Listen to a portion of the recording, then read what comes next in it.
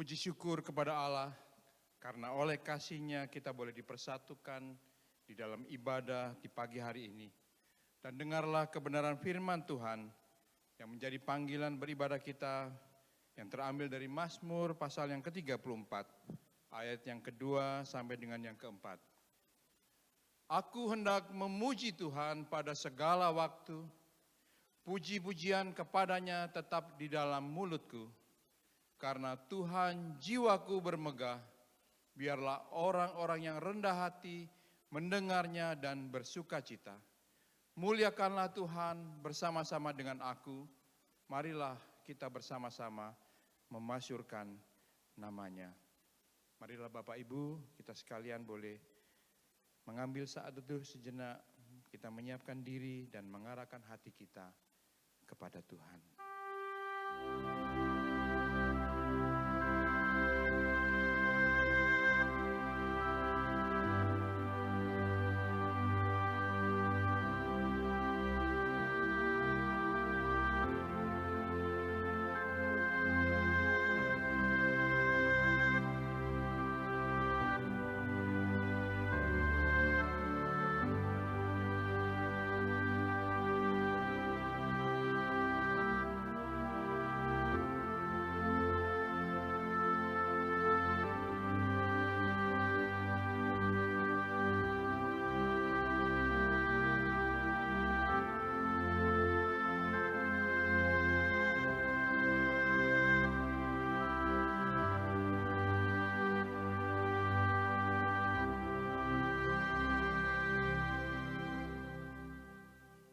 Ibadah kita pada pagi hari ini, kita mulai dengan adanya pengakuan bahwa pertolongan kita datangnya dari Allah yang menciptakan langit dan bumi, serta segala isinya, dan yang tidak pernah meninggalkan hasil perbuatan tangannya. Turunlah kiranya atas kita sekalian, kasih karunia dari Allah Bapa, Putra, dan Roh Kudus. Amin. Marilah kita menaikkan pujian penghormatan bagi Allah kita. Hormat bagi Allah Bapa.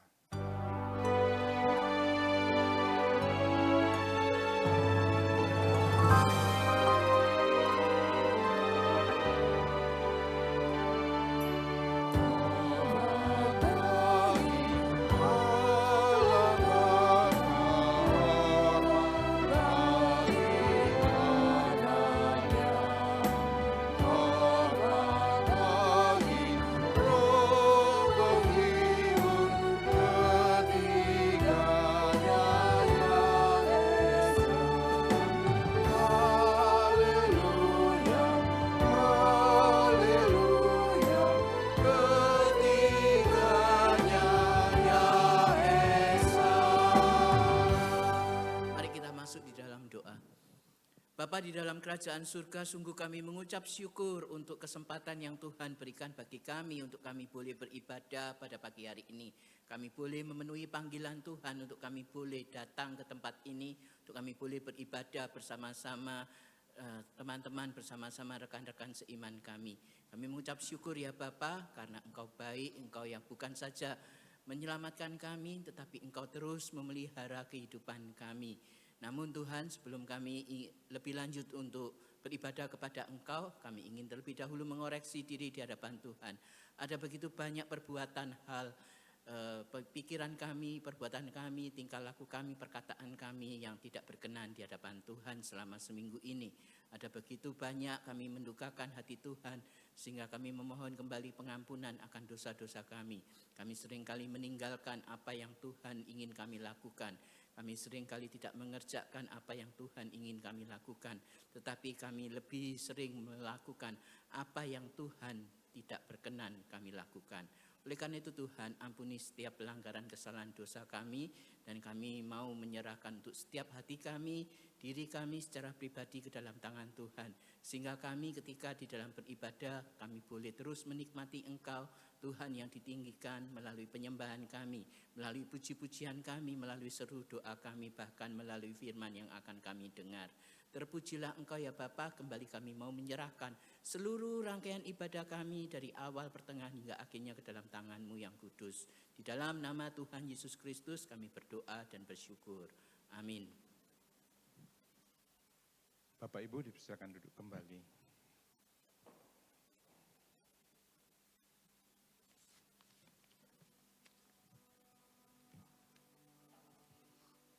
Shalom. Selamat pagi Bapak Ibu yang terkasih dalam Tuhan Yesus Kristus. Ucap syukur bahwa kita boleh dipersatukan kembali. Tuhan telah memanggil kita untuk boleh datang beribadah, diberikan kerinduan untuk datang bersekutu bersama-sama di pagi hari ini. Marilah kita dengan hati yang dengan penuh kerinduan, mari kita menyembah Dia. Mari kita memuliakan Dia, karena Tuhan Yesus adalah Allah kita, Raja kita yang layak untuk kita sembah. Mulia.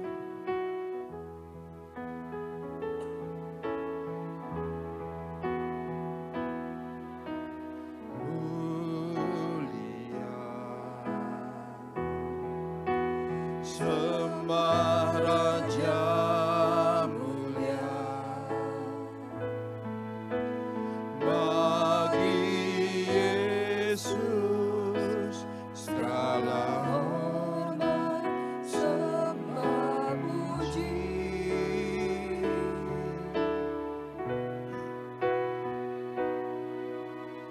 Mulia Tuhan Maha Kuasa,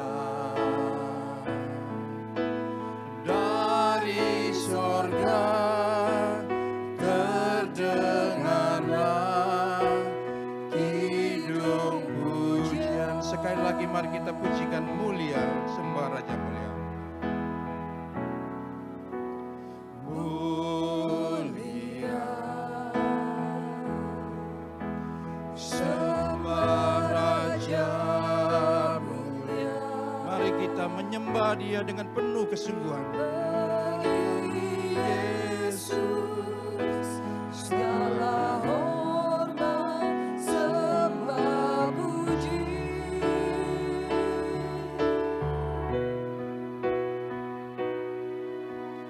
Mulia Tuhan Maha Kuasa, dari sorga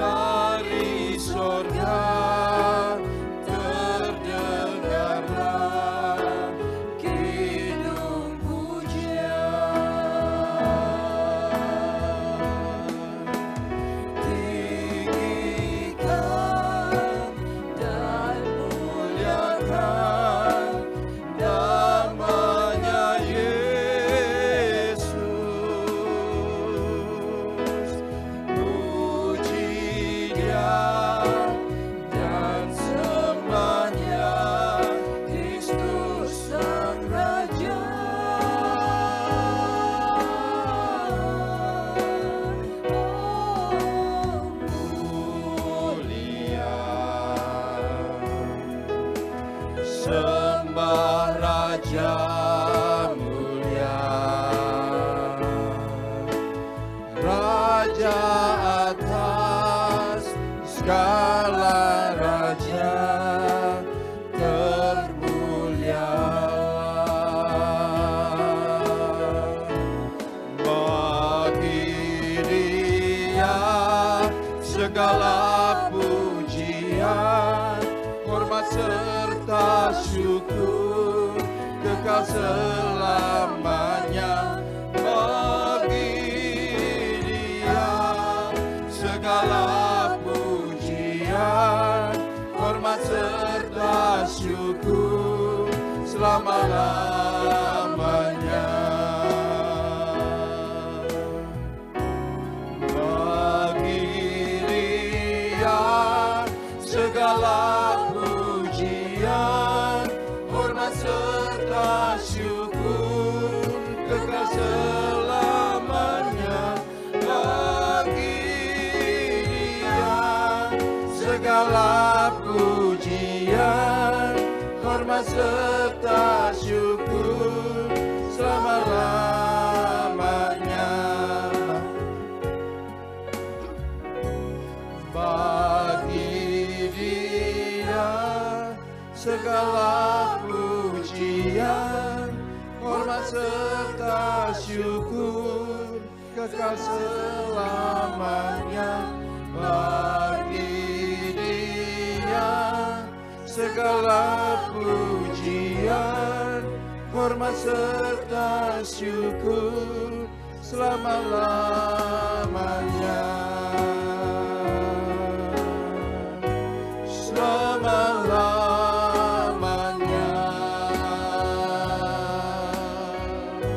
selama-lamanya. Biarlah puji dan sembah hanya bagi Tuhan saja. Amin. Saya undang Bapak Ibu untuk bangkit berdiri bersama. Marilah kita melanjutkan pujian kita pada pagi hari ini. Mari kita bersuka karena hari ini adalah hari yang telah diciptakan oleh Tuhan untuk kita, untuk mengucap syukur kepadanya atas kasih-Nya. Bersuka dalam Tuhan.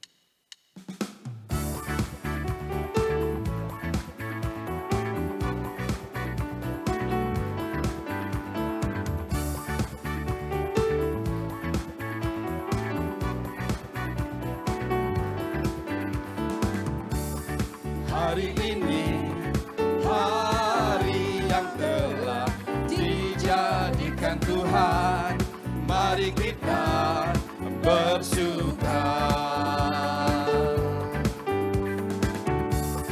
Hari ini, hari yang telah dijadikan Tuhan, mari kita bersuka. Dalam bersuka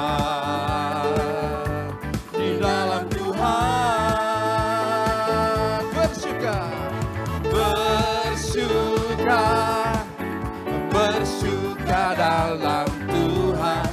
Mari bersuka, bersuka citalah, bersuka, bersuka dalam sekarang bersuka, bersuka citalah. Saya memberi kesempatan kepada Bapak Ibu memberikan salam kepada kiri dan kanannya sambil berkata, bersuka citalah dalam Tuhan.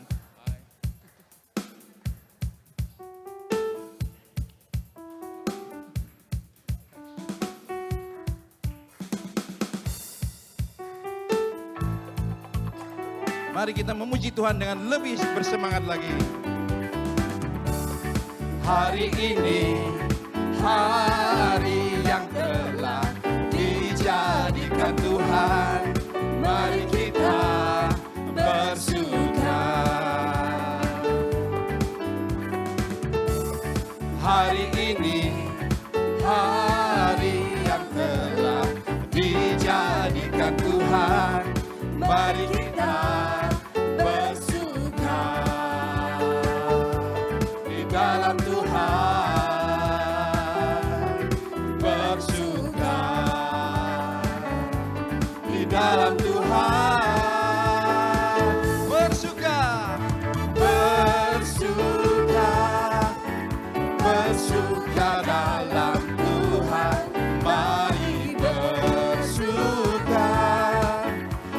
bersukacitalah, bersuka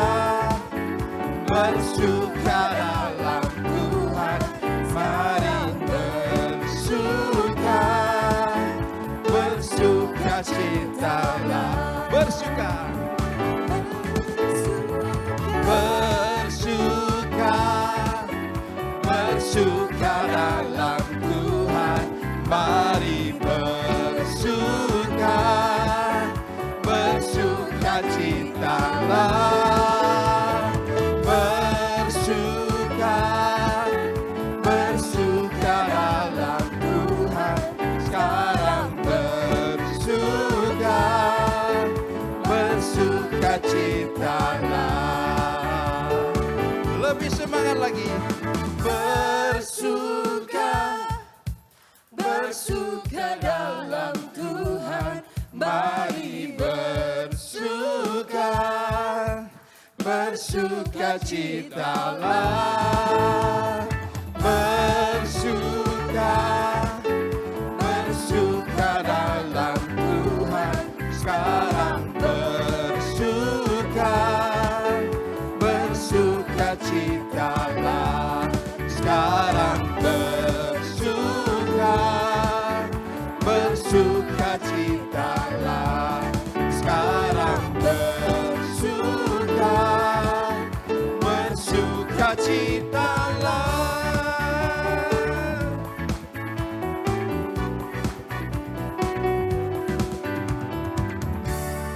Marilah kita boleh bersukacita selalu di dalam Tuhan. Amin. Bapak Ibu dipersilakan duduk kembali.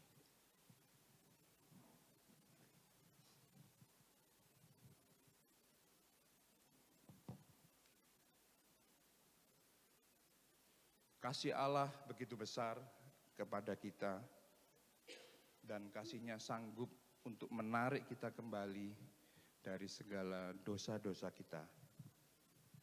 Dan kasih-Nya akan membasuh kita dalam bilur-Nya, dalam pengorbanannya bagi kita.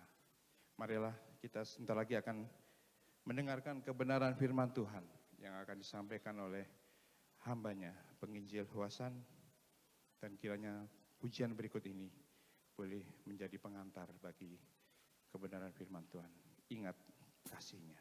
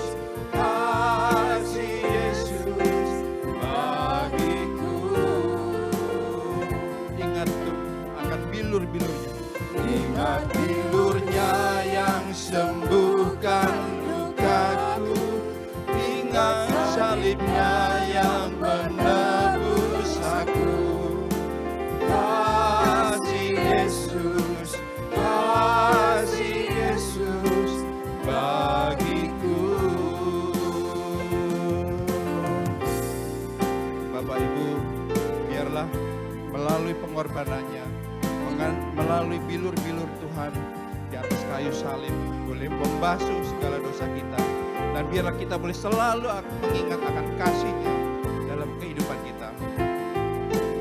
Begitu besar kasih-Mu Bapa.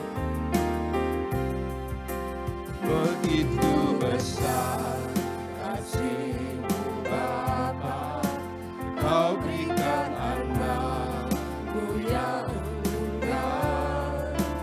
Di saat aku percaya, kasih menyelamatkanku, bukan sebagai hakim dunia, tapi penyelamat yang berkorban.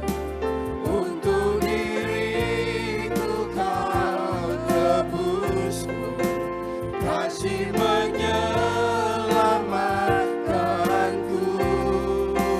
Ingat kasih-Nya yang mengubah hidupku, ingat kasih-Nya yang selalu ada.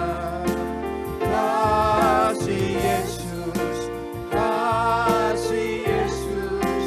bagiku. Ingat bilur-Nya yang sembuhkan lukaku, ingat salib-Nya yang menebus aku.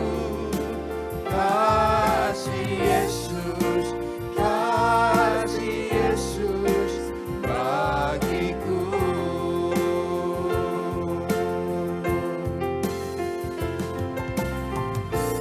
Kasih-Mu bebaskanku, lepaskan dari belenggu dosaku, darah-Mu sucikanku. Hanya Yesus, Sekali lagi. kasih-Mu bebaskanku, lepaskan dari belenggu dosaku, darah-Mu sucikanku. Hanya Yesus,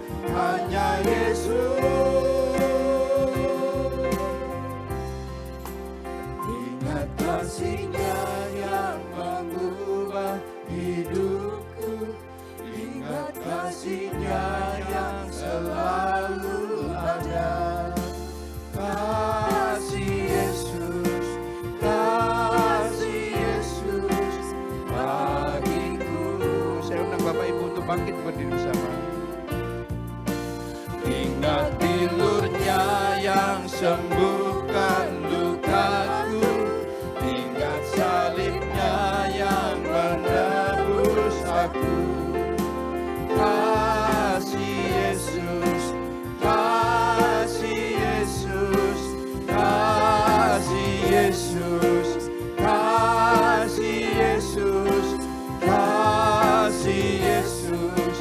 Kasih Yesus bagiku.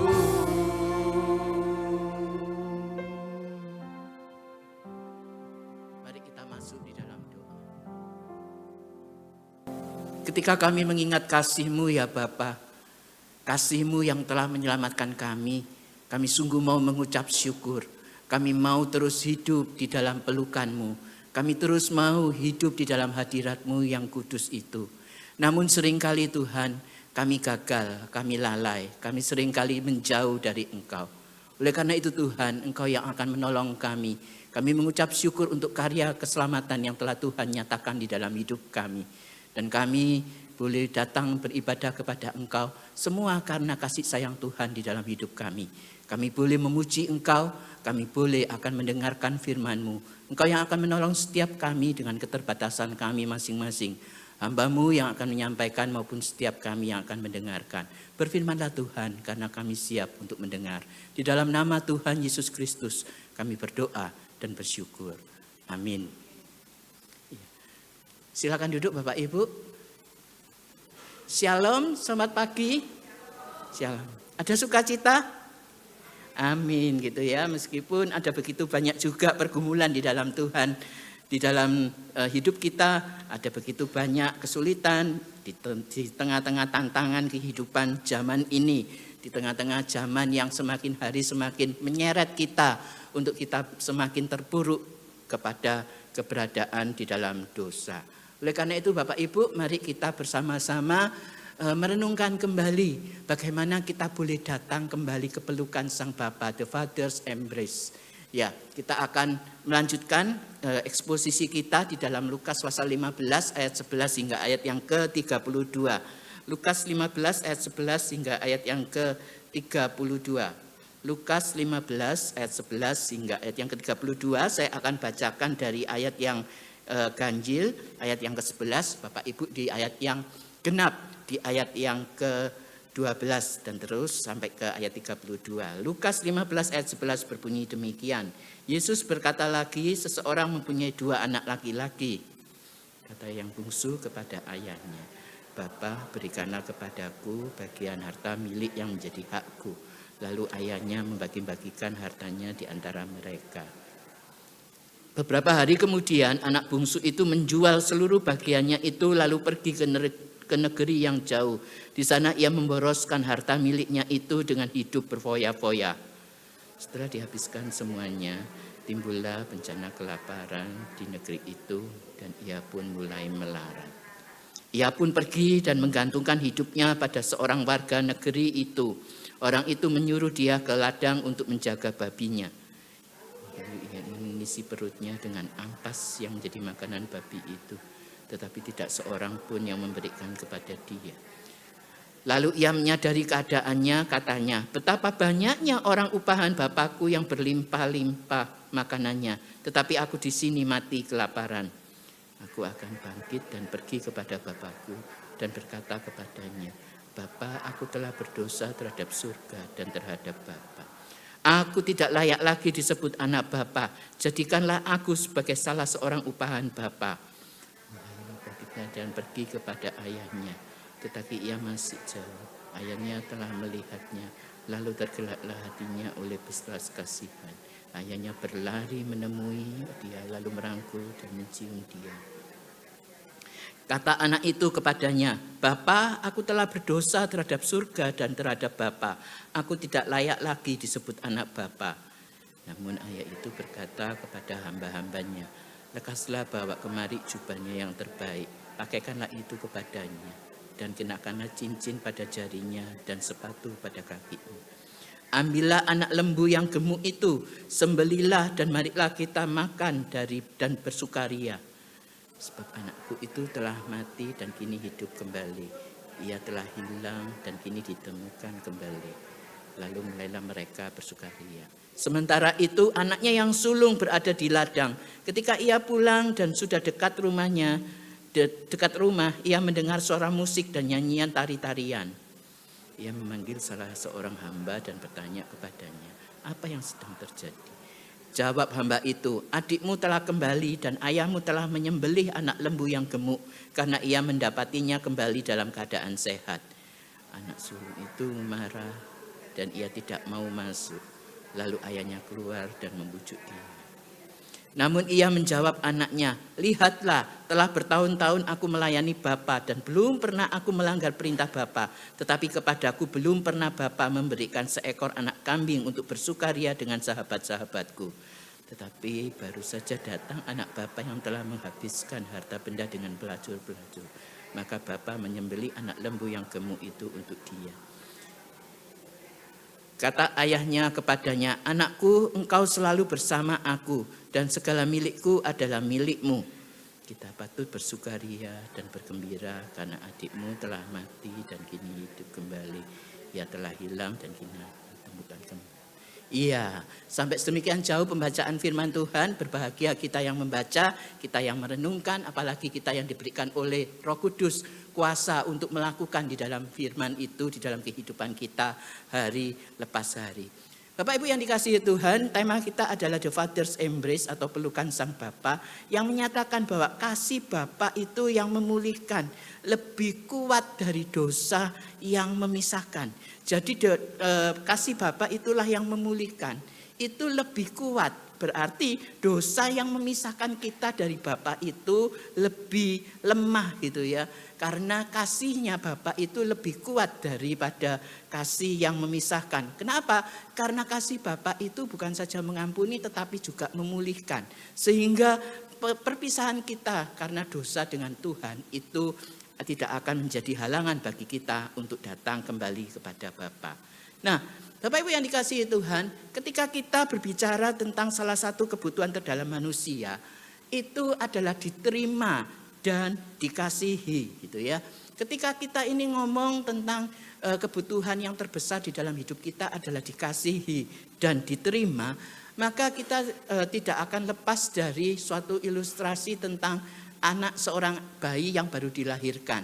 Seorang bayi yang begitu dilahirkan, dia tentu saja akan perlu belayan, akan perlu untuk kasih sayang, untuk penerimaan itu, akan diajak ngomong. Dan itu katanya akan jauh lebih baik gitu ya. Ada percobaan yang mengatakan ketika anak itu tidak diajak ngomong, tidak ada penerimaan dari keluarganya, maka dia akan lebih gampang mati gitu ya, lebih gampang akan mengakhiri hidup di dalam dunia yang semakin sulit ini tentu saja Bapak Ibu. Jadi ada penerimaan, ada kasih gitu ya. Tetapi masalahnya ketika manusia itu jatuh di dalam dosa dan Allah sang kasih itu, maka dosa itu membuat manusia menjauh dari Tuhan. Dosa telah membuat manusia itu menjadi dosa. Dosa menjauhkan dari Allah. Dosa membuat manusia itu menjauh dari Allah dan dosa membuat manusia kehilangan arah. Bahkan di dalam banyak orang merasa tidak layak untuk kembali kepada Tuhan. Ada begitu banyak dari kita yang merasa bahwa aku ini terlalu kotor, aku ini terlalu enggak baik-baik saja untuk di hadapan Tuhan. Banyak orang merasa enggak layak kepada Tuhan. Namun melalui perumpamaan anak yang hilang ini, Yesus memperlihatkan bahwa kasih Bapa itu tetap menunggu kita. Untuk kita ini boleh kembali kepada Tuhan. Karena kasih Bapa itu yang telah menunggu, yang telah mencari, yang telah menerima dan memulihkan anak-anaknya. Karena itu Bapak Ibu, perumpamaan ini bukan terutama tentang anak yang hilang. Tetapi kita lebih belajar untuk Bapa yang penuh kasih itu, yang memulihkan, yang harusnya lebih kuat dari dosa yang memisahkan kita. Bagaimana kasih Bapa yang memulihkan itu lebih kuat dari dosa yang memisahkan kita ini. Nah, Bapak Ibu, di dalam perumpamaan ini kita akan melihat terus tentang kasih Bapa itu. Kita tidak fokus kepada anaknya, tetapi kepada kasih Bapa itu yang jauh lebih kuat dari dosa yang memisahkan kita dari Bapa. Karena apa? Karena kita lihat gitu ya di dalam 2 minggu yang lalu ketika kita eksposisi juga di dalam Lukas 15 di ayat-ayat sebelumnya, sebelum ayat yang ke-11 ini ada perumpamaan tentang domba yang hilang, ada perumpamaan tentang dirham yang hilang. Di mana di sana diperbandingkan gitu ya, 1 dengan 99, 1 dengan 10, sekarang ini 1 dengan 2 dengan anak sulungnya gitu ya. Sehingga kita bisa melihat bahwa kasih Bapa itu jauh lebih besar dari apa yang kita alami dengan dosa yang memisahkan kita dari Bapa itu. Oleh karena itu Bapak Ibu, ketika kita belajar tentang pelukan Sang Bapa, kita akan belajar bersama-sama bahwa dosa itu membawa manusia menjauh dari Bapa. Sekali lagi, yang pertama kita melihat bahwa dosa itu membawa manusia menjauh dari Bapa. Yaitu di dalam Lukas pasal 15 ayat 11 hingga ayat yang ke-16 kita akan melihat bahwa anak bungsu itu di ayat 12 berkata demikian, Bapa berikanlah kepadaku bagian harta milik kita gitu ya. Kelihatannya kok gampang gitu ya. Bapak ayo berikan bagian harta milik kita padahal bapaknya masih ada gitu ya. Disuruh memberikan harta yang menjadi milik kita gitu ya. Menjadi milik bersama itu suruh menyerahkan kepada dia gitu ya. Nah, kelihatannya sederhana Bapak Ibu, tetapi ketika kita lihat di dalam konteksnya, di dalam budaya Yahudi, di dalam budaya Timur Tengah pada saat itu, permintaan ini merupakan penghinaan yang begitu besar bagi Bapa. Seolah-olah ia berkata, Aku lebih menginginkan harta warisan itu daripada menginginkan engkau, daripada menginginkan dirimu. Demikian juga Bapak Ibu di dalam kehidupan kita. Inilah gambaran hati manusia yang berdosa. Hati manusia yang seringkali hanya menginginkan berkat Tuhan. Hati kita itu inginnya hanya berkat Tuhan saja. Sama seperti yang Pak Willy katakan pada minggu yang lalu. Bahwa kita ini menginginkan surga, menginginkan keadaan yang baik. Tetapi ketika kita diomongkan untuk datang kepada Bapa, no, aku enggak mau. Kita lebih ingin berkatnya saja daripada kepada siapa sang pemberi berkat itu. Nah Bapak Ibu, inilah gambaran hati manusia yang berdosa. Manusia yang sering menginginkan berkat Tuhan tanpa menginginkan Tuhan sendiri, sang pemberi berkat. Bahkan di ayat 13 dikatakan bahwa ia memboroskan harta miliknya dan hidup berfoya-foya. Harta dihamburkan, hidup berfoya-foya, sehingga dia jatuh miskin dan hidup seperti budak. Menariknya Bapak Ibu, kata memboroskan itu menggunakan kata diaskorpiso yang berarti menghambur-hamburkan, menyia-nyiakan, bukan hanya menghambur-hamburkan, menyia-nyiakan saja, tetapi yang menghancurkan tanpa tujuan.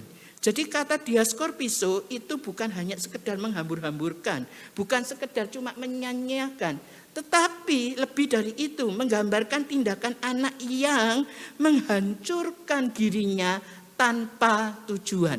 Sekali lagi, yang menghancurkan dirinya tanpa tujuan. Karena itu dosa menjanjikan kebebasan dan menghasilkan kehancuran Bapak Ibu. Ketika kita lihat, ketika dia sudah jatuh miskin, hidupnya seperti budak. Dia pergi ke seorang yang mempunyai peternakan babi dan dia bekerja di sana. Dosa tidak hanya membuat manusia kehilangan sesuatu, tetapi dosa membuat manusia jatuh lebih dalam lagi dan membuat manusia menjadi tercerai-berai. Kita lihat bersama bahwa dengan dosa orang anak menjadi durhaka kepada ayahnya, kepada ibunya. Anak menjadi lebih berani melawan orang tua. Demikian juga sebaliknya, orang tua itu tidak lagi menghiraukan anak-anaknya, lebih kepada kekerasan di dalam rumah tangga, lebih menghimpit anak-anaknya, lebih tidak memberikan tanggung jawab untuk memberikan pengajaran yang benar kepada anak-anaknya. Bapak Ibu yang dikasihi Tuhan, John Calvin itu pernah mengatakan begini, hati manusia itu adalah pabrik berhala. Bayangkan pabrik gitu ya. Kalau kita ngomong pabrik ya pasti menghasilkan sesuatu yang terus menerus gitu ya, yang tidak pernah berhenti. Tapi masalahnya hati manusia itu seringkali merupakan pabrik, tapi pabriknya adalah pabrik berhala. Sesuatu yang bukan saja patung. Ketika kita ngomong berhala, kita terus memikirkan bahwa oh berhala itu adalah penyembahan patung. No, tetapi berhala adalah sesuatu yang menyingkirkan fokus kita kepada Tuhan dan kita lebih fokus kepada hal sesuatu tersebut. Itulah yang dinamakan berhala. Mungkin anak kita, ketika kita diberikan anak, kemudian kita menjadi fokus kepada anak kita, kemudian kita tidak lagi fokus kepada Tuhan. Mungkin harta benda kita, mungkin kesehatan kita, sehingga kita lupa untuk kepada Tuhan. Kita lebih fokus kepada kesehatan kita. Kita lebih fokus kepada hobi kita mungkin. Kalau saya misalkan traveling gitu ya, sehingga saya lebih memfokuskan diri kepada traveling daripada kehidupan rohani saya di dalam kehidupan doa saya. Atau harta benda, atau apapun itu pasangan hidup kita mungkin yang menjauhkan kita dari Tuhan. Bapak Ibu, hati-hati dengan dosa. Dosa itu membawa kita lebih jauh daripada yang kita rencanakan.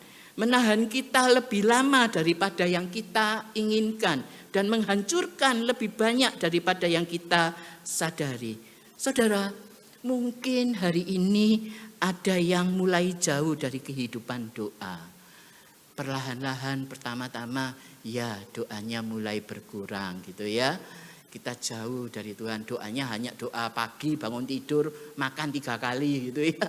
Kemudian doa untuk tidur, bersyukur pada Tuhan. Cuma itu tok. Mungkin kita mulai jauh dari Tuhan, dari kehidupan doa. Atau kehilangan gairah untuk beribadah. Bersyukur hari ini kita boleh beribadah gitu ya. Tetapi kadang mungkin kita juga kehilangan gairah kita untuk beribadah. Untuk melakukan saat teduh. Mungkin hidup kita ini ada memiliki dosa-dosa yang tersembunyi. Bahkan pasangan hidup kita nggak tahu dosa yang kita lakukan. Kita nggak mau tahu, kita nggak mau pasangan kita itu mengetahuinya, pasangan hidup kita, suami kita atau istri kita, bahkan anak-anak kita. Kita memiliki, mengkip dosa itu sendiri untuk jangan tahu, jangan semua orang tahu. Nah, Bapak Ibu, kalau ada hal-hal yang demikian, hati-hati. Kita lebih sering kali mencintai, lebih lama tinggal di dalam dosa itu. Karena dosa itu sifatnya apa Bapak Ibu? Sifatnya adalah mengikat gitu ya. Terus lebih enak, lebih nyaman. Sehingga kita lebih jauh dari apa yang kita rencanakan. Lebih lama daripada yang kita inginkan. Bahkan menghancurkan lebih banyak daripada yang kita sadari Bapak Ibu. Hati-hati dengan dosa. Semakin jauh dari Bapa, semakin kosong hidup kita. Semakin tidak ada damai sejahtera di luar hadirat Tuhan. Jadi di dalam pelukan Sang Bapa kita boleh belajar hati-hati terhadap dosa. Karena apa? Karena dosa membawa manusia itu menjauh dari Bapa. Kita semakin fokus kepada dosa kita. Dan yang kedua, pertobatan dimulai dengan kesadaran untuk kembali. Ayat 17 sampai ayat 20a. Di dalam ayat 17 kita bisa melihat di sana. Lalu ia menyadari keadaannya. Katanya, betapa banyaknya orang upahan Bapakku yang berlimpah-limpah makanannya. Tetapi aku di sini mati kelaparan. Dan seterusnya di ayat ke-18 dan seterusnya ya. Ia bangkit dan memutuskan untuk kembali. Ia mengaku dosa dan merendahkan diri. Nah Bapak Ibu yang dikasihi Tuhan, pertobatan itu dimulai dengan kesadaran untuk kembali. Dan di dalam ayat 17 ketika kita ngomong tentang kembali kepada dirinya sendiri, abaikan dengan yang tulisan-tulisan Yunani, semakin membuat pusing kita, enggak ya. Tetapi semakin kita mengerti bahwa dia menyadari kembali kepada dirinya sendiri. Yang secara literal kalau diartikan itu menyadari keadaannya itu adalah kembali kepada dirinya sendiri. Inilah sesuatu yang sangat indah Bapak Ibu. Dosa membuat manusia kehilangan identitas dirinya. Identitas apa? Identitas bahwa kita ini adalah anak-anak Tuhan. Kita ini adalah anak-anak Bapa. Kita ini menjadi anak-anak kesayangan Bapa. Tetapi kita telah kehilangan identitas sejati diri kita. Sehingga kita tidak menyadari siapa diri kita sendiri di hadapan Tuhan. Coram Deo gitu ya. Tidak menyadari siapa diri kita di hadapan Tuhan. Kemudian kita lebih mementingkan dosa kita. Dan ketika kasih karunia Allah itu bekerja, maka seseorang bisa kembali kepada dirinya sendiri. Kembali menyadari akan keberadaannya, posisinya di hadapan Tuhan. Adalah manusia yang berdosa, manusia yang perlu Tuhan, perlu mencari Tuhan, perlu datang kembali kepada Tuhan. Karena itu Bapak Ibu, ini sangat-sangat indah. Roh Kudus mulai bekerja di dalam hidup kita dan kita boleh kembali kepada Tuhan. Di sana dikatakan Anastas. Itu dikatakan dia bangkit, dia berdiri, dia bangun gitu ya. Dia sadar akan kehadiran bahwa kita ini diciptakan bukan untuk ini, bukan untuk jauh dari dosa. Sekali lagi, dia memiliki kesadaran gitu ya, bahwa dia diciptakan itu bukan untuk hidup jauh dari Bapa, tetapi hidup dekat dengan Bapa. Ketika dia menyadari itu, maka dia melakukan tindakan. Dia bangkit, dia berdiri, dan dia bangun. Inilah di dalam bahasa Yunaninya itu dikatakan bergerak mengambil tindakan. Bagaimana di dalam kehidupan kita Bapak Ibu? Pertobatan sejati dikatakan bahwa kita ini bertobat. Pertobatan sejati itu bukan hanya rasa bersalah secara emosional. Mungkin ketika firman Tuhan kita dengarkan seperti saat ini, kemudian ada calling untuk panggilan pertobatan. Mungkin secara emosional kita mau mengatakan, ya Tuhan aku mau datang. Bagus itu. Tetapi pertobatan sejati bukan hanya itu. Pertobatan sejati adalah keputusan untuk bangkit kembali kepada Tuhan. Mengambil tindakan 180 derajat. Pertobatan kalau dari bahasa Yunani metanoia, itu artinya pertobatan 180 derajat Bapak Ibu. Artinya kalau 180 derajat itu dari kiri ya ke kanan gitu ya. Kalau ke tengah, dari kiri ke tengah cuma 90 derajat, itu bukan pertobatan. Itu hanya emosional belaka. Tetapi 180 derajat kalau dari kiri ya ke kanan. Kalau dari ke depan posisinya ya belok ke belakang gitu ya. Atau kalau dari kanan ya ke kiri, kalau dari belakang ya ke depan. Artinya begini, ketika Tuhan itu memerintahkan sesuatu yang harus dilakukan, ya kita harus melakukannya. Ketika Tuhan mengatakan jangan lakukan, ya kita melakukan sebaliknya. Gitu ya. Untuk kita jangan melakukan tetapi melakukan yang lebih baik. Yang secara aktif melakukan hal yang baik. Nah, anak yang bungsu ini ketika menghadapi kemiskinan, dia baru menyadari itu dan dia berkata, aku telah berdosa terhadap sorga dan terhadap Bapa. Aku merasa berdosa terhadap sorga dan terhadap Bapa. Pertobatan sejati itu selalu disertai dengan kerendahan hati dan pengakuan dosa. Sekali lagi, dengan kerendahan hati dan pengakuan dosa. Kemudian melakukan apa yang Tuhan perintahkan. Kemudian kita menjauhi apa yang tidak berkenan di hadapan Tuhan. Tetapi sebaliknya, kita melakukan apa yang diperintahkan oleh Tuhan. Jadi bukan berarti kemudian kita boleh diam saja gitu ya. Enggak, tetapi kita secara aktif. Orang Kristen dituntut untuk secara aktif melakukan perbuatan baik. Kita diberi kuasa untuk melakukan perbuatan baik. R.C. Sproul mengatakan begini, pertobatan bukan sekedar perubahan perilaku, gitu ya Bapak Ibu. Tetapi pertobatan itu adalah perubahan hati yang membawa kita manusia ini kembali kepada Allah. Kembali kepada Allah. Nah, mungkin hari ini Roh Kudus sedang menegur hati kita. Ada dosa nih yang harus ditinggalkan. Ada masih banyak nih hal-hal perilaku dosa yang harus ditinggalkan. Ada mungkin suatu tindakan atau hal-hal yang harus segera dipulihkan di dalam kehidupan kita. Yang mungkin orang lain gak mengetahui. Jangan tunggu hidup itu semakin hancur seperti anak bungsu itu ya Bapak Ibu. Kehidupan semakin hancur, kehidupan kerohanian kita semakin berantakan, kemudian baru datang. Tetapi kalau Roh Kudus hari ini melalui firman Tuhan yang kita dengar, berbicara kepada kita, adakah sesuatu hal yang membuat kita ini lebih fokus, yang membuat kita ini menyembunyikan diri dari hadapan Tuhan? Tuhan tahu, meskipun suami istri tidak mengetahui, mungkin anak-anak juga tidak tahu tentang hal yang kita lakukan. Mungkin kita menyembunyikannya karena mungkin rasa malu. Ataupun mungkin karena rasa takut. Ada hal-hal mungkin di dalam usaha pekerjaan kita yang nakal gitu ya. Yang kadang itu membuat kita ini malu untuk mengakuinya. Bapak Ibu, hari ini Tuhan menyapa kita. Untuk kita boleh menyadari siapa diri kita di hadapan Tuhan.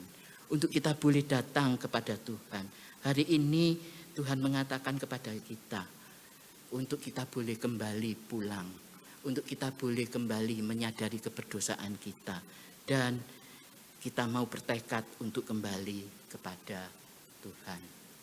Saudara, pelukan Sang Bapa mengajarkan kepada kita bahwa kita hati-hati terhadap dosa. Dosa membuat manusia, membuat kita menjauh dari Tuhan. Dan pertobatan itu dimulai dengan pertolongan dari Roh Kudus, membuat kesadaran kita untuk kembali kepada Tuhan. Dengan kerendahan hati dan pengampunan, kita mau datang kepada Tuhan. Dan apa reaksi dari Tuhan? Kita lihat poin yang ketiga. Bagaimana Bapa itu menyambut dengan kasih yang memulihkan. Bukan saja kasih yang mengampuni Bapak Ibu, tetapi kasih yang memulihkan. Kasih yang senantiasa memulihkan di dalam kehidupan kita. Yaitu di dalam ayat 20b hingga ayat yang ke-24. Bagian ini Bapak Ibu, Bapak menyambut dengan kasih yang memulihkan ini. Merupakan pusat dari seluruh perumpamaan tentang anak yang hilang ini. Sekali lagi, merupakan pusat dari seluruh perumpamaan ini. Bukan saja tentang anak yang hilang, tetapi tentang Bapa yang menyambut dengan kasih yang memulihkan itu. Di dalam ayat 20b dikatakan, ketika ia masih jauh, ayahnya telah melihatnya. Ini menunjukkan apa Bapak Ibu? Ketika masih jauh, ia melihatnya. Berarti dia ini, Bapak ini menunggu. Selalu senantiasa menunggu. Karena kalau tidak menunggu, nggak mungkin dari jauh dia sudah kelihatan gitu ya. Kalau nggak menunggu dia sambil mengerjakan yang lain-lainnya, yang nggak mungkin akan kelihatan dari jauh.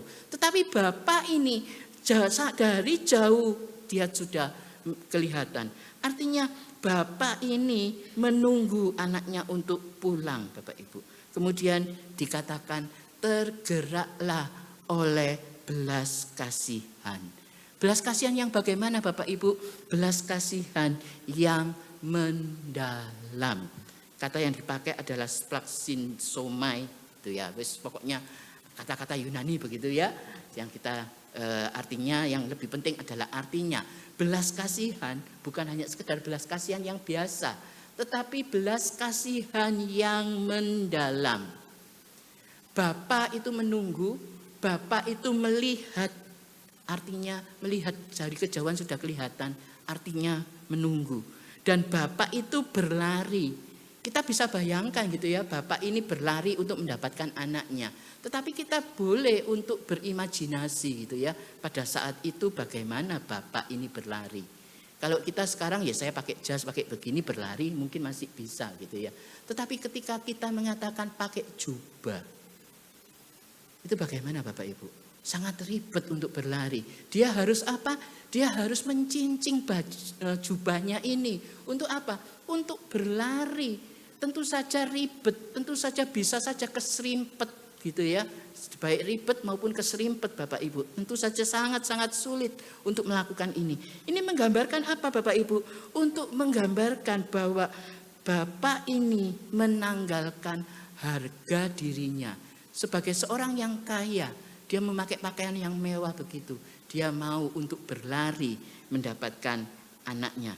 Bahkan ketika dia sampai ketemu dengan anaknya, dia di sana dikatakan Bapak itu memeluk, penerimaan total. Kita bisa bayangkan bahwa anak ini bekerjanya adalah di peternakan babi gitu ya. Tadi kita lihat dia mau makan ampasnya saja nggak boleh gitu ya, karena dia yang menjaga ampas itu, ampas dari tahu itu untuk makanan babi, dia nggak boleh untuk memakannya gitu ya.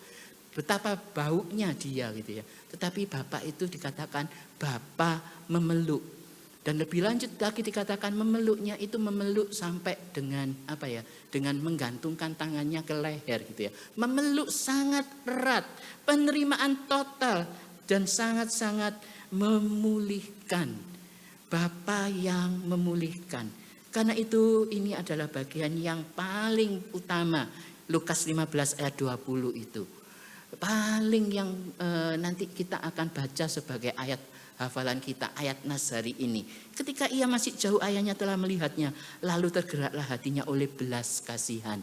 Belas kasihan yang mendalam. Ayahnya itu berlari mendapatkan dia serta merangkul dan mencium dia Bapak Ibu. Nah Bapak Ibu, inilah yang dikatakan bahwa oleh Tim Keller gitu ya, mengatakan Yesus menunjukkan bahwa Allah itu tidak hanya menerima diri kita untuk kembali pulang, kembali kepada Bapa, tetapi menyambut mereka dengan sukacita. Tidak ada dosa yang lebih besar daripada kasih karunia Allah. Berarti kasih karunia Allah itu yang jauh lebih besar dari dosa kita. Yang jauh untuk melampaui segala akal pikiran kita. Tidak ada dosa yang lebih besar daripada kasih karunia Allah. Seperti yang dikatakan di Yohanes 3 ayat 16 gitu ya. Karena kasih karunia, karena begitu besar kasih Allah kepada kita, sehingga dia mengaruniakan anaknya yang tunggal, sehingga kita boleh percaya kepadanya. Kasih Bapa itu memulihkan sepenuhnya. Buktinya apa Bapak Ibu? Memulihkan sepenuhnya. Dan dia memberikan jubahnya. Dia memberikan jubah, memerintahkan untuk memberikan jubah yang menyatakan untuk pemulihan kehormatan, pemulihan identitas dari anak sang Bapa ini. Kemudian memberikan cincin, pemulihan identitas sebagai anak. Kemudian memberikan kasut, karena kalau budak tidak ada kasut gitu ya. Tetapi bukan budak tetapi keluarga, dan pesta sukacita atas pemulihan. Dan dikatakan anakku ini telah mati dan menjadi hidup kembali. Semua ini adalah gambaran pemulihan yang sempurna. Gambaran pemulihan yang sempurna inilah yang dikatakan adalah Injil itu. Allah tidak sekedar mengampuni, tetapi Allah juga memulihkan. Sulit ya Bapak Ibu? Kalau kita ngomong dikatakan ayo ampuni orang yang bersalah kepada kita. Sulit bukan? Sangat sulit. Tetapi bukan hanya mengampuni Allah itu. Allah itu juga memulihkan kembali identitas kita yang seharusnya sebagai anak-anak Bapa. Allah sangat-sangat peduli di dalam kehidupan kita. Allah sangat ingin memulihkan di dalam kehidupan kita. Bahkan ketika kita tadi menyanyikan lagu gitu ya, bukan sebagai hakim dunia, tetapi yang menyelamatkan. Bukan saja yang menyelamatkan, tetapi Allah yang memulihkan di dalam kehidupan kita, Bapak Ibu. Oleh karena itu, kasih Allah lebih besar dari dosa kita. Begitu besar kasih-Mu Bapa, Kau berikan anak-Mu yang tunggal. Nah, Allah sendiri yang dari kemuliaan itu, dari tempat yang maha tinggi itu, mau untuk menanggalkan dirinya, menanggalkan untuk kehidupan kita. Tidak ada kasih yang lebih besar selain kasih Allah dari dosa-dosa kita. Jadi Bapak Ibu, salib Kristus itu membuktikan Allah tidak hanya mengampuni, tetapi Allah memulihkan. Ketika kita kembali kepada Tuhan, maka ada janji pengampunan, ada janji pemulihan, ada kasih karunia baru, dan bukan saja janji, tetapi itu digenapi dengan karya keselamatan yang telah Tuhan Yesus lakukan di atas kayu salib. Saudara, pelukan Sang Bapa itu mengingatkan kita akan dosa, hati-hati terhadap dosa. Kemudian yang kedua tadi adalah pertobatan oleh pertolongan Roh Kudus. Kita mau untuk kesadaran, untuk kembali. Bukan hanya secara emosional, tetapi benar-benar kita mau kembali kepada Tuhan. Dan ingatlah, Bapa itu menyambut dengan kasih yang memulihkan. Kemudian yang keempat, yang terakhir kita menyoroti dari sang sulung gitu ya. Kalau tadi menyoroti dari sang bungsu, maka kita menyoroti dari yang sang sulung ini. Tuhan mau hati kita ini selaras dengan hati Bapa. Sama dengan apa yang dilakukan oleh Bapa. Mengapa Bapak Ibu? Karena si sulung ini marah dan tersinggung. Dia seolah-olah ini dekat, memang benar dekat secara fisik gitu ya. Si bungsu ini merasakan terhilang gitu ya. Dia jauh dari Bapa, tetapi yang sulung ini kan dekat secara fisik. Tetapi hatinya jauh dari Bapa. Bapak ingin hati si sulung itu penuh kasih dan penerimaan Bapak Ibu. Kita lihat bersama, bandingkan gitu ya. Hati sang Bapa dengan kemarahan anak sulung ketika melihat adiknya itu diterima kembali oleh Bapa. Anak sulung memang dekat dengan Bapa ya Bapak Ibu. Tetapi dia tapi jauh dari Tuhan hatinya. Dia merasa bahwa dia ini lebih benar. Dia merasa bahwa dirinya ini lebih layak. Aku lebih layak kok, aku lebih benar kok. Ngapain papaku itu kok bisa ya untuk mau menerima si anak yang telah durhaka kayak begitu. Aku merasa enak kok, aku merasa seharusnya layaklah aku marah kepada adikku. Layaklah aku benci dengan adikku. Nah Bapak Ibu, namun ayahnya berkata bagaimana? Adikmu itu telah mati dan hidup kembali. Di sini Yesus itu ingin menegur orang-orang Farisi yang tentang kehidupannya, tentang dirinya benar gitu ya. Yang mengatakan bahwa aku lebih benar, aku lebih baik, aku tidak berdosa seperti adikku dan sebagainya. Dan saat ini firman Tuhan juga menegur kita. Jangan-jangan itu juga berlaku di dalam kehidupan kita. Kita seringkali mengatakan bahwa aku paling benar, dia salah. Aku paling baik, dia tidak pelayanan. Aku melayani dengan mati-matian, dia tidak. Seringkali kita menjudgment orang, seringkali kita menghakimi orang. Oleh karena itu Bapak Ibu, di dalam memperingati gereja yang akan berulang tahun, kita kembali mau untuk menjadi gereja kita ini menjadi rumah pemulihan. Kita mau untuk gereja kita ini bukan sebagai tempat penghakiman. Ada begitu banyak jemaat yang kecewa dengan tingkah laku kita. Ada begitu banyak jemaat yang kecewa dengan para hamba Tuhan. Ada begitu banyak jemaat yang kecewa dengan sesama kita karena pelayanan.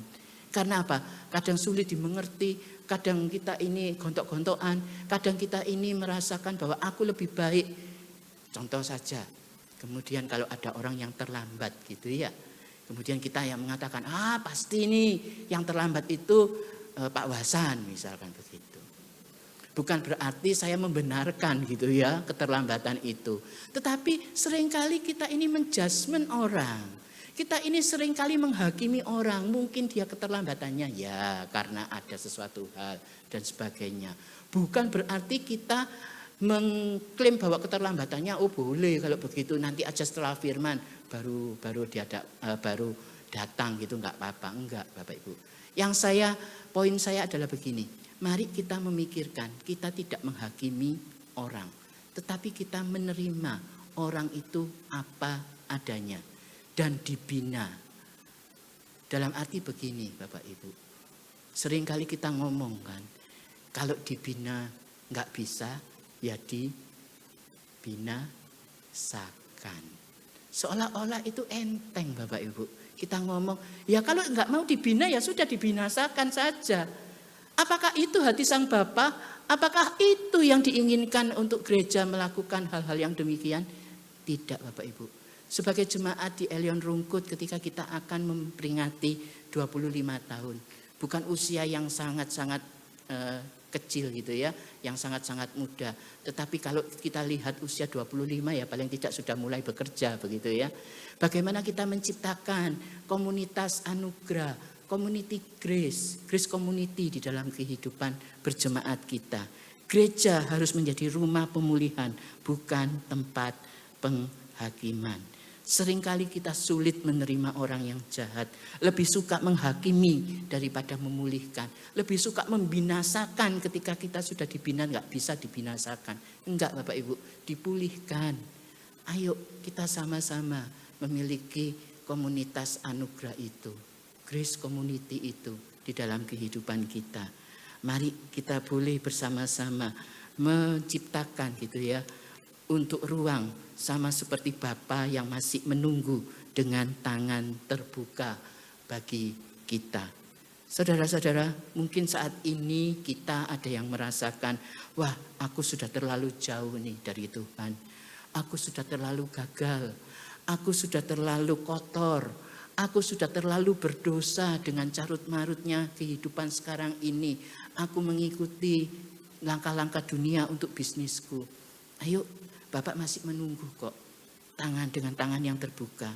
Jangan biarkan rasa malu, rasa yang menghalangi kita untuk datang kepadanya itu.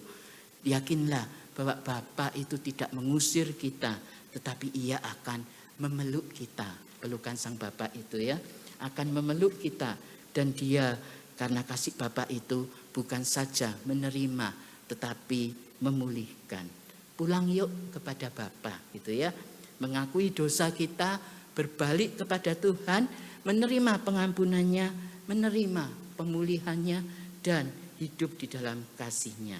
Karena itu mari kita bersama-sama, hari ini kita bersama-sama mau mengatakan, Bapa, aku mau kembali. Gitu ya.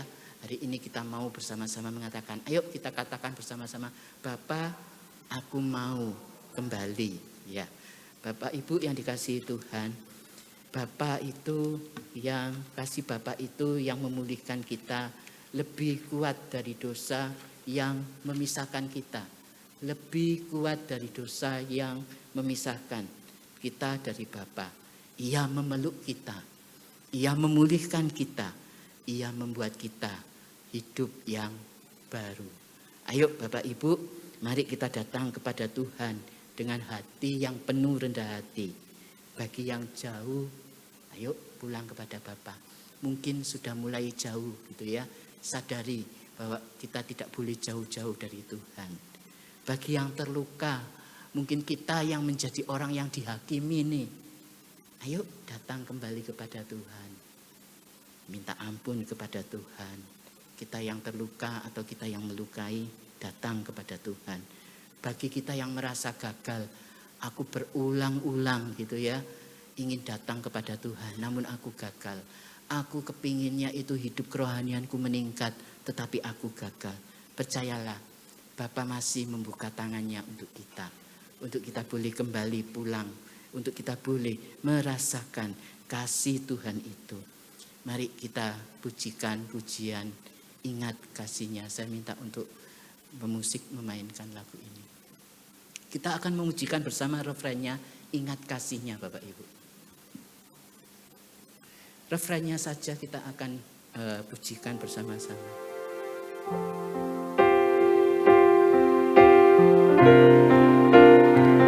Ingat kasih-Nya yang mengubah hidupku, ingat kasih-Nya yang selalu ada. Kasih Yesus, kasih Yesus bagiku.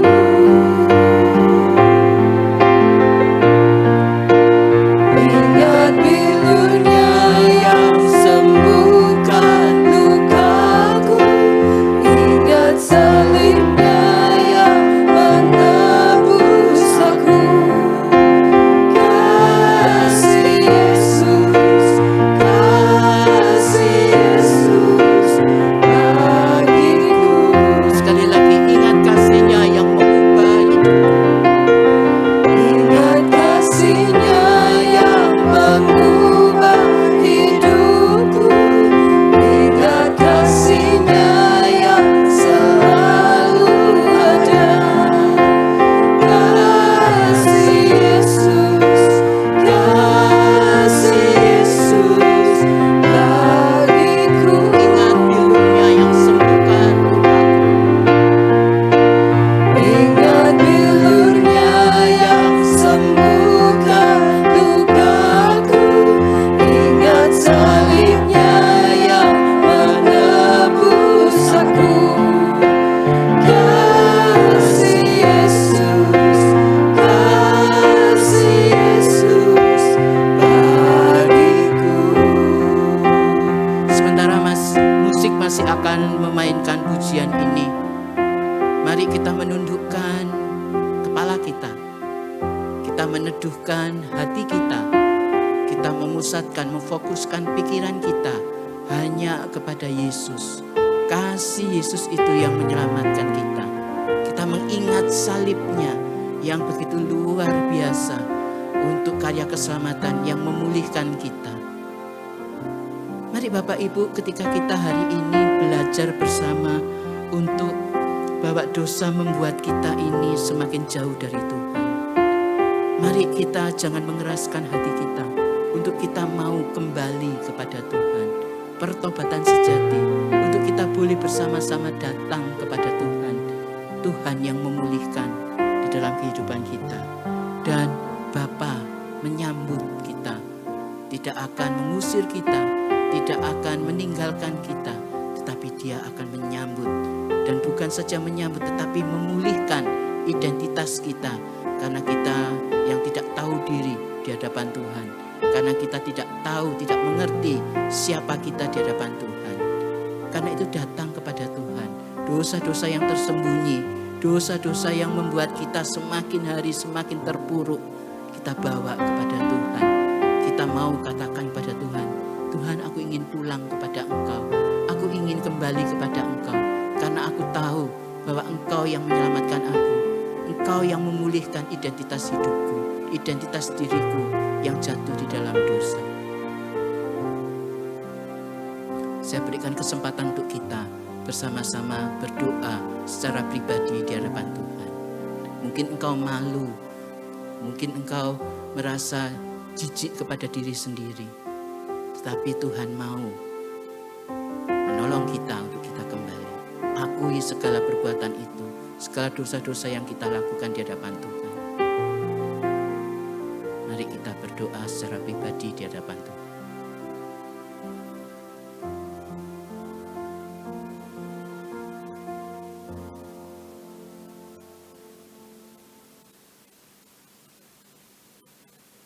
Bapa, inilah kami.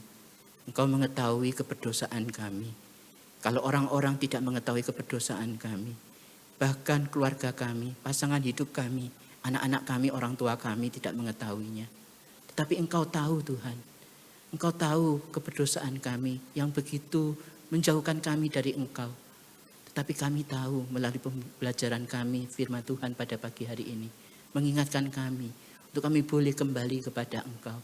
Karena Engkau menanti kami, menunggu kami untuk kami boleh pulang kepada Engkau. Untuk kami boleh terus merasakan kasih-Mu yang besar itu. Kasih yang memulihkan kehidupan kami. Mungkin ada bagian-bagian dari kami ya Bapa, yang merasakan tidak layak di hadapan Tuhan. Yang merasakan gagal, tidak berhasil, berulang-ulang, berkali-kali. Aku merasa tidak berhasil untuk menjadi anak-anak Tuhan. Ampuni segala pelanggaran kami. Dan kami bersyukur Tuhan boleh memanggil kami untuk pulang kembali. Untuk kami boleh merasakan terus hadirat Tuhan. Ampuni kami kalau kami seringkali menghakimi orang-orang di sekitar kami. Sebagai gereja kami tidak menjadi saksi-saksi Tuhan. Sebagai anggota jemaat kami menjadi batu sandungan. Sebagai hamba Tuhan, sebagai para pengurus menjadi batu sandungan sesama kami. Ampuni kami Tuhan, untuk kami boleh menjadi saksi-saksi Tuhan. Boleh menjadi rumah pemulihan. Gereja kami boleh menjadi rumah pemulihan bagi mereka yang tersisihkan. Bagi mereka yang melakukan dosa. Tolong setiap kami Tuhan. Kami mau menyerahkan gereja ini kepada Engkau. Tuhan yang terus menjadi gembala kami. Menjadi gembala agung kami. Untuk kami boleh terus mengembangkan gereja ini. Untuk kami boleh terus menjadi saksi-saksi Tuhan dimanapun Tuhan tempatkan kami berada. Kami menyerahkan untuk kehidupan kami ke dalam tangan Tuhan. Karena kami tahu Engkaulah pemilik hidup kami. Engkaulah yang menjadi gembala kami. Di dalam nama Tuhan Yesus Kristus kami berdoa dan bersyukur. Amin. Saudara, mari kita bangkit berdiri. Kita akan menaikkan beberapa pokok doa syafaat. Hari ini kita berdoa khusus untuk GKA Elion Pos PI Pakuwon City. Kita berdoa untuk hamba Tuhan, untuk penginjil Rusli. Dan kita melihat ada begitu banyak kenaikan jumlah jemaat di sana. Kita berdoa agar Tuhan juga yang terus menumbuhkan pertumbuhan jemaat di sana. Juga untuk kita di Elion Rungkut ini, doakan untuk segala panitia, segala persiapan untuk 25 tahun gereja Elion Rungkut. Doakan juga untuk pengembangan-pengembangan yang ada, pembangunan untuk teras, kebutuhan dana yang masih diperlukan, kita doakan bersama. Jadi pagi ini kita berdoa untuk Elion Pakuwon City, juga untuk Elion Rungkut ini. Mari kita membuka suara kita berdoa. Bapa di dalam kerajaan surga, saat ini kami bersehati mau menyerahkan untuk Pos PI Pakuwon City ke dalam tangan Tuhan. Kami bersyukur Tuhan boleh tambahkan untuk orang-orang, untuk jemaat, sehingga secara kuantitas boleh bertambah. Tuhan yang akan tolong untuk Pak Rusli, untuk anak-anak Tuhan di dalam kepengurusan yang ada, untuk mereka boleh melakukan segala sesuatunya dengan hati yang takut akan Tuhan, terutama untuk pengembangan gereja yang ada, untuk pembelian ruko, untuk perluasan dan sebagainya. Demikian juga kami bersehati membawa Elion Rungkut ini ke dalam tangan Tuhan. Tuhan yang akan menolong di usia 25 tahun. Tuhan yang akan terus tunjukkan untuk hal-hal yang boleh dikerjakan. Kami menyerahkan untuk Pak Soleman, untuk penginjil Lois juga ke dalam tangan Tuhan. Yang boleh mengkoordinir, yang boleh menjadi hamba Tuhan di tempat ini, beserta dengan pengurus, untuk kegiatan-kegiatan persiapan panitia, untuk 25 tahun Gereja Elion Rungkut, Tuhan yang akan tolong. Juga untuk pembenahan sarana prasarana, terutama untuk pembenahan dari teras gereja yang ada. Biarlah Tuhan yang akan mencukupkan dana yang masih kurang sekitar 7 jutaan. Tuhan yang akan mencukupkan, Tuhan yang akan menolong, sehingga semuanya boleh kami kerjakan dan semuanya boleh kami kembalikan untuk kemuliaan Bapa di surga. Di dalam nama Tuhan Yesus kami berdoa. Yang terakhir, mari kita berdoa untuk bangsa dan negara Indonesia. Doakan untuk hal-hal yang tidak berkenan di hadapan Tuhan yang terjadi di pemerintahan. Kita tahu bersama untuk carut marut antara kepolisian dan kejaksaan, bahkan KPK. Kita melihat ada begitu banyak korupsi yang ada di Indonesia ini.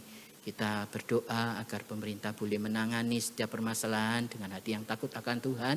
Kita juga berdoa untuk setiap jemaat ketika mengalami pergumulan, ketika kesusahan di dalam menangani usaha-usaha yang ada berkaitan dengan kesulitan ekonomi yang ada.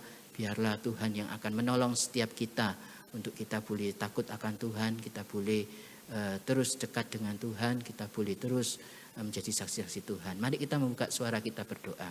Menyerahkan bangsa dan negara Indonesia ke dalam tangan-Mu.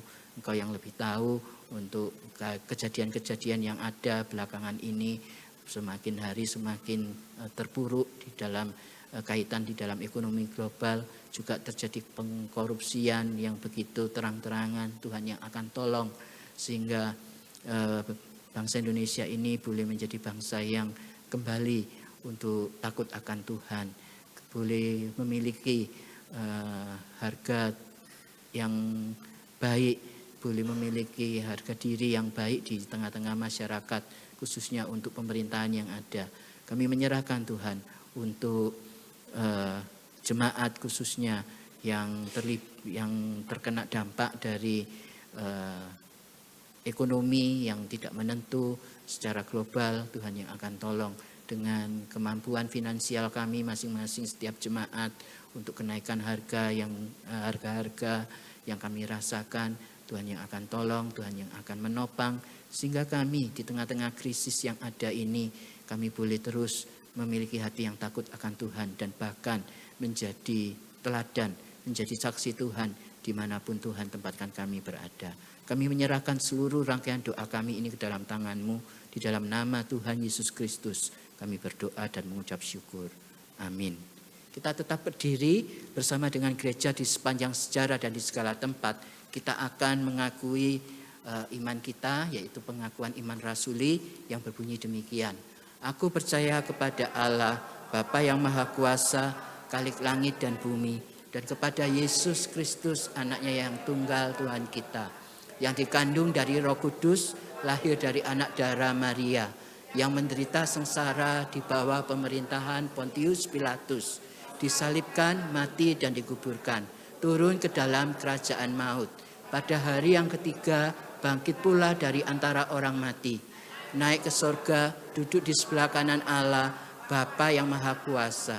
Dan dari sana ia akan datang untuk menghakimi orang yang hidup dan yang mati.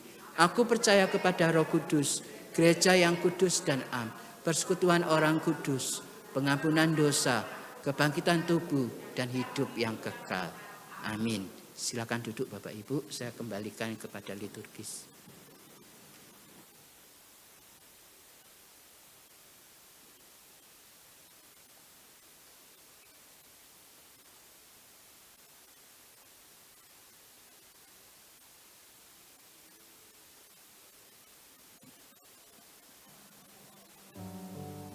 Sambil kita merespon kebenaran firman Tuhan, kita akan memberikan persembahan dan persepuluhan. Dan mari kita memujikan sebuah pujian, tak terukur kasih-Mu Yesus.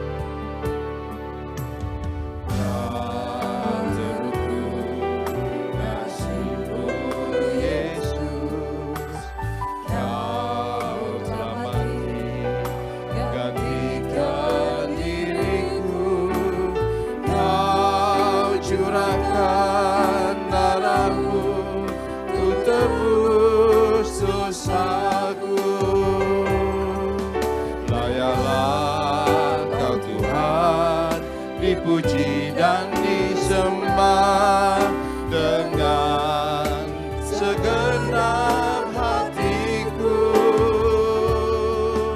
Layalah Kau Tuhan, dipuji dan disembah dengan segenap jiwa ragaku.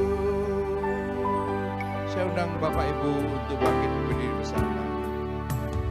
Tak terukur kasih-Mu Yesus, Kau telah mati gantikan diriku.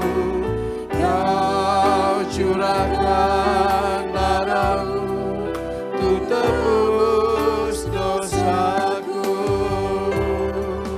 Layalah Kau Tuhan, dan disembah dengan segenap hatiku. Layalah Kau Tuhan, dipuji dan disembah dengan segenap jiwa ragaku. Layalah Kau Tuhan, dipuji dan disembah dengan segenap hatiku.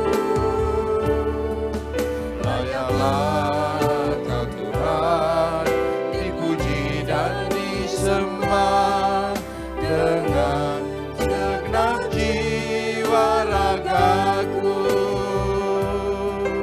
Dengan segenap jiwa ragaku, dengan segenap jiwa ragaku.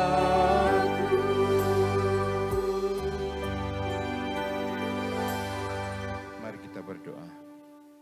Tuhan Allah Bapa kami ucap syukur dan terima kasih Bapa, karena oleh kasih-Mu yang begitu luar biasa telah mengangkat kami, menarik kami dari segala dosa-dosa kami. Biar kami boleh hidup seturut dengan kehendak-Mu Bapa. Kami boleh hidup untuk selalu berkenan di hadapan-Mu. Kiranya Tuhan mengurapi kami, Tuhan melayakkan kami selalu. Terima kasih Tuhan atas kasih-Mu.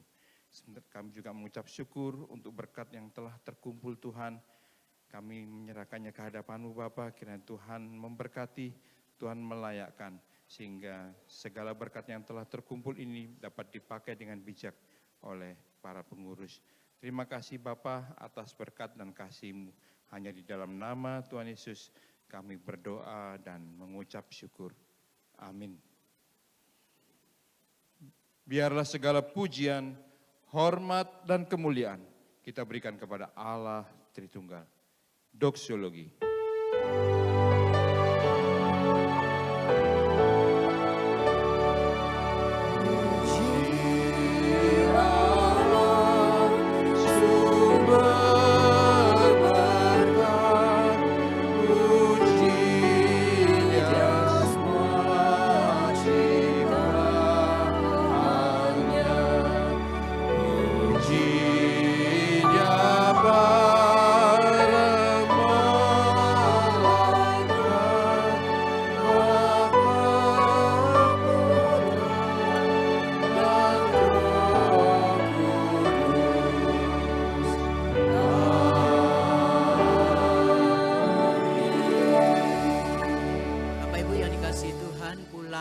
dan arahkanlah hatimu kepada Tuhan dan lakukanlah kebenaran firman Tuhan. Sekarang terimalah berkat dari Tuhan. Kiranya kasih karunia dari Allah Bapa, anugerah keselamatan dari Yesus Kristus, pertolongan, penghiburan, dan kekuatan dari Allah Roh Kudus akan memampukan kita untuk terus tinggal di dalam pelukan Sang Bapa dari hari ini sampai selama-lamanya. Amin.